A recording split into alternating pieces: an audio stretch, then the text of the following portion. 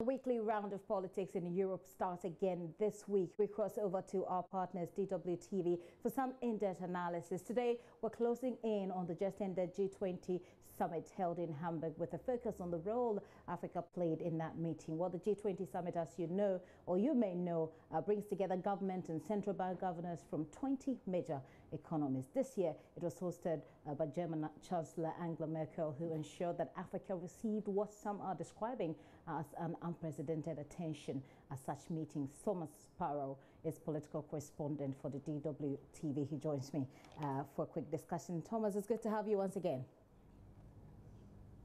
Nice to be here, Gifty. Right. One of the key discussions for this year's G20 Summit has been a focus on Africa, championed by the Chancellor Angela Merkel. Questions over why the sudden push for Africa seems to be popping up everywhere. Why?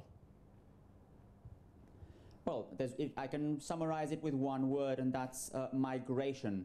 As you know, that has been a very hot topic in Germany over the last few years, and Angela Merkel's policy on migration has three key areas. You have external borders, you have the integration of asylum seekers, and the third element is fighting the root causes of migration. And it's precisely this third element that Angela Merkel wants to work with the African countries. The idea is to prevent a flow of migrants, or the arrival of many more migrants from the African continent. And the way that Angela Merkel believes this can be done is, for example, by working with some of those African countries and trying to improve the situations there so that the people don't feel the need to move from Africa, for example, to Europe. If you look already at the statistics that we have of the asylum seekers that have arrived to Germany in the first half of the year, you have, for example, 3 nationalities from the African continent. You have Eritrea, you have Somalia, and you have Nigeria.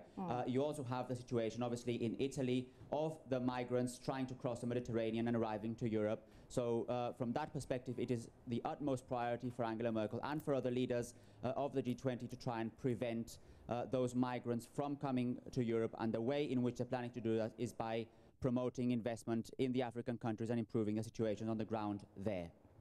Well, whether that is a workable plan is another point for discussion. But Ghana is one of 7 countries that will have to pledge reforms and then benefit from investment compacts. So tell us a bit more about this that is being called the Merkel Plan for Africa.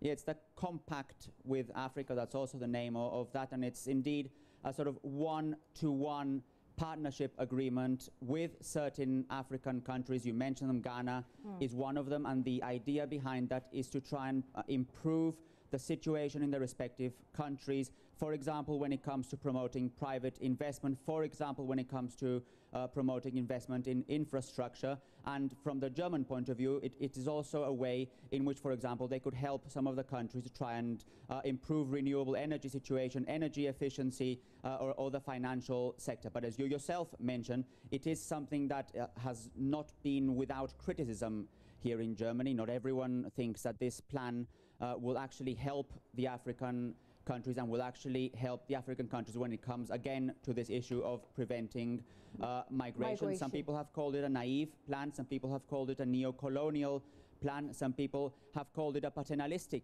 plan. Some people say that it's not necessarily what Africa needs right now, and that in fact the countries that are benefiting from this, the countries that will work in this compact for Africa, not necessarily the countries that most need the help from, for example, the G20 countries. So yes, that's the plan that Angela Merkel has been focusing on, but not everyone here in Germany and in Europe is happy with that. Not everyone agrees. Now that you've mentioned the fact that not everyone agrees, what are the political implications that there could be for her?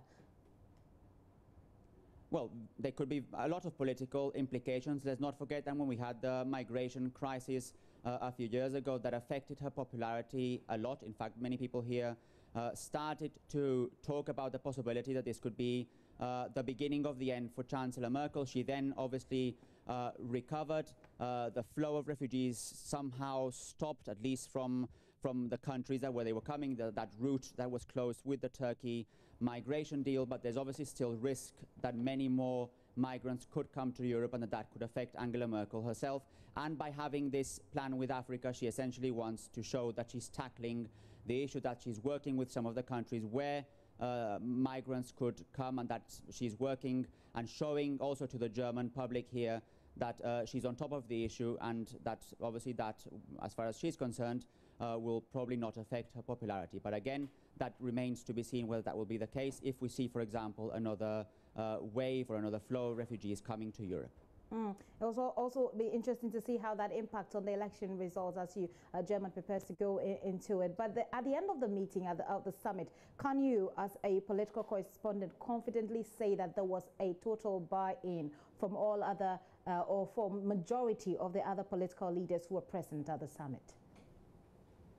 Well, they certainly agreed on the need to work with Africa, but there's also one other issue that at least was mentioned in Hamburg, and I was there in Hamburg, and that's the fact that Germany leaves the G20 presidency. The G20 presidency will be held by Argentina next year, and there are obviously doubts as to whether Argentina will continue with this plan for Africa. Argentina has different priorities than Germany has, and that's also understandable, being in a different part of the world.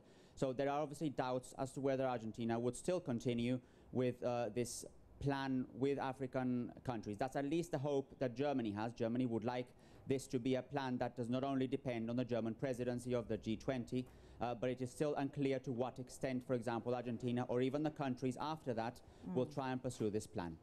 All right. Well, it'll be very interesting to see how all of that pans out. But very good to have you once again, Thomas, and we'll be doing it more frequently and every Wednesday. Thomas Sparrow is political correspondent for our partner station DWTV, bringing us up to speed on politics in Europe. Well, you're still watching The Pulse, and that's it for your weekly round of politics.